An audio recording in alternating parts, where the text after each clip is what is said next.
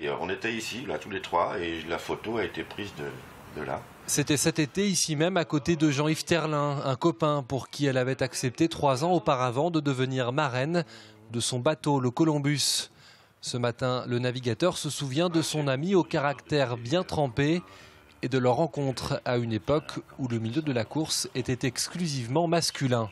Il a été accepté très facilement par l'ensemble des coureurs de l'époque.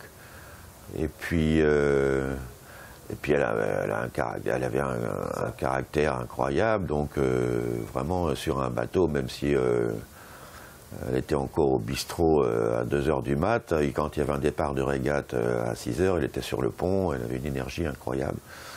Et c'est peut-être pour ça qu'on l'aimait bien d'ailleurs. Ce matin, Jean-Yves Terlin continue de recevoir des scolaires pour parler de la cause qu'il partageait avec son amie la navigatrice. Son projet de télé-réalité, il n'en avait pas connaissance. Mais pour lui, rien d'étonnant à cela. Florence Artaud était toujours partante dès qu'il s'agissait de voyage. Je ne savais pas qu'elle était partie en Argentine. On ne s'était pas parlé depuis Noël, quoi, ou un truc comme ça. Mais elle était toujours partante pour faire un voyage, n'importe lequel. Et donc ça ne m'étonne pas du tout qu'elle soit retrouvée dans cette histoire. Et voilà. C'est un peu stupide, quoi, quand on est marin, de se casser la gueule en hélicoptère. Un peu plus loin, en pleine intervention auprès de jeunes, c'est un autre navigateur qui a appris la nouvelle, comme tout le monde, ce matin.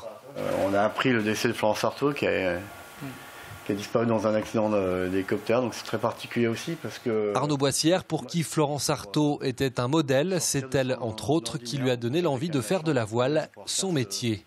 Quand j'étais jeune, ça faisait partie des navigateurs qui m'ont fait rêver. Quand je suis parti au Vendée Globe en 2012, j'ai fêté entre guillemets son anniversaire parce que c'était la 23e année de sa victoire. C'était 23 ans, donc j'avais fait une petite pancarte en pensant à elle, et c'était marrant parce qu'elle m'a envoyé un petit message de retour. Et voilà, donc forcément c'est très dur. Je pense à sa fille, je pense à tous ses proches. C'est vrai que c'est extrêmement dur de perdre un proche comme ça dans ces conditions-là, surtout quand on risque sa vie à travers les océans, aussi connement, quoi. Avec elle, Camille Muffat et Alexis Vastine ont également disparu. C'est aujourd'hui l'ensemble du milieu sportif français qui est endeuillé.